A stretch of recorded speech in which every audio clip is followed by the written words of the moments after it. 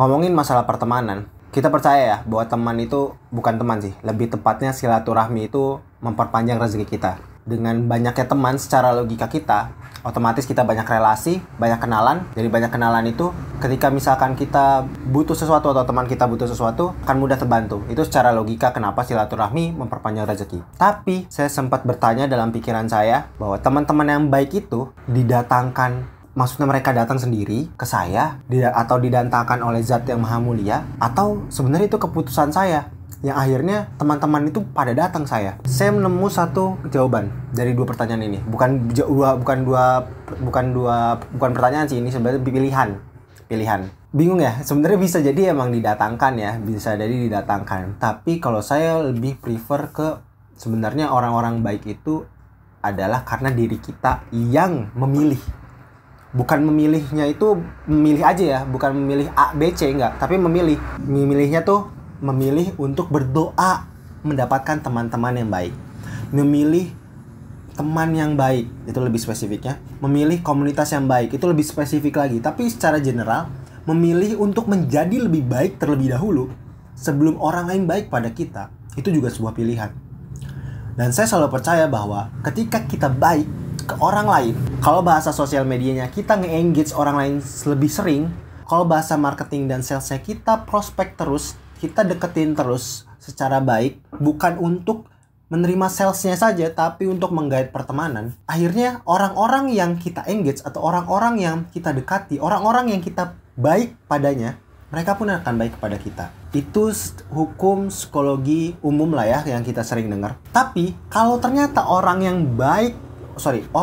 kita sudah baikin, misalkan ya kita udah baik nih sama orang lain, ternyata orang lain itu tidak baik kepada kita.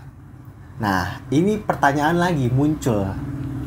Apakah kita harus kecewa atau kita ya udah gitu, slow dan ya udahlah gitu, biarin aja. Saya nemu pembahasan yang menarik di salah satu buku yang saya pernah baca, nanti saya coba cantumin aja, saya lupa, yang bilang bahwa ada 3 analogi ya, 3 sifat manusia ketika dia menginginkan sesuatu. Yang pertama itu sifat anak-anak, bayi. Bayi itu ketika dia ingin makanan, ya misalkan nih kita bayangin ada bayi, misalkan mau makan, mau minum, dia tinggal nangis, otomatis orang tuanya atau orang yang di sekelilingnya akan paham bahwa dia ingin makan, dia ingin minum, dia ingin mandi, dia ingin pipis. Tahap meminta yang pertama, interaksi yang pertama. Yang kedua, itu tahap remaja. Kalau remaja itu ingin ada timbal balik. Jadi kalau misalkan kita ngasih ke orang, kita ngasih satu buah handphone nih misalkan, kita berharap dalam hati kita tuh, orang itu harus ngasih lagi ke kita.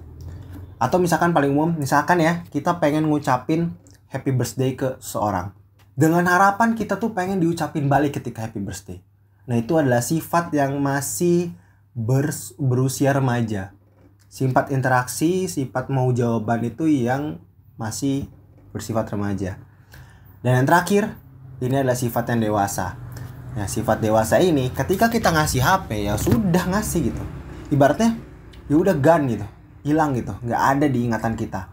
Kalau misalkan kita ngasih makanan, kita ngucapin ulang tahun ke teman kita ngucapin selamat hari raya kepada teman kita, ya tidak berarti kita harus menerima balik gitu, karena tugas kita yang ngasih aja gitu. Bukan tugas kita untuk gimana ya? Jadi teman kita ngejawab tuh kan bukan tugas kita sebenarnya. Tugas kita memang berharap. Nah, berharap itu ya kita pun tahu nanti akan ada resikonya. Panjang lagi kalau bahas resiko, tapi dari harapan yang muncul di sifat remaja itu akan melahirkan kecewa. Tapi kalau misalkan kita bayangin, misalkan kita ngasih baik ke teman kita ngucapin selamat ulang tahun misalkan ke teman kita tanpa berharap akan balik, ya udah gan aja gitu. Suatu saat misalkan ternyata kita nggak berharap balik deh, teman-teman kita ngucapin balik dan lain segala macamnya, atau ngasih hadiah, itu secara hukum psikologi yang saya bahas di awal itu memang alamiah, tapi kita nggak berharap itu. Jadinya kan efeknya itu lebih senang gitu, lebih bahagia dibanding kita yang sebelumnya berharap bahwa teman-teman kita yang kita beri sebelumnya akan balik ngasih ke kita. Sebenarnya sih ini dari pilihan teman itu dari orang lain atau dari diri sendiri. Terus tadi ada 3 sifat karakteristik manusia kalau kita bersosialisasi. Sebenarnya ujungnya adalah balik lagi ke diri sendiri. Tugas kita itu apa? Tugas kita itu hanya menjadi orang baik, hanya bersosialisasi dengan benar, menebar kebaikan, menebar manfaat. Kalau misalkan kita sebagai orang muslim khususnya, umat muslim, orang Islam khususnya, kita berharap bahwa nanti akan ada balasan di akhirat, no problem. Dan memang itulah harapan kita nanti di akhirat. Karena kita percaya ya sudah, kalau nggak dibalas ya udah di akhirat pasti dibalas, kita yakin 100%. Tapi misalkan kalau obrolannya nggak bawa agama, ya udah ceplong gitu, ngasih ya ngasih gitu, ngasih selesai. Ketika nanti akhirnya dibalas, alhamdulillah, karena kita juga nggak berharap. Kalau misalkan nggak dibalas ya udah, toh tugas kita baik, toh tugas kita memberi manfaat, toh kita yang mendapatkan feedback, kita yang mendapatkan manfaat sendiri, manfaat ketenangan, manfaat kebahagiaan dan lain sebagainya.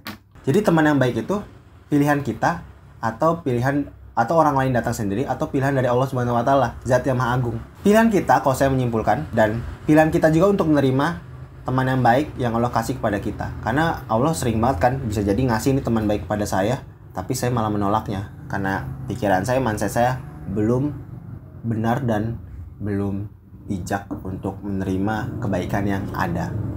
Itu aja konten hari ini.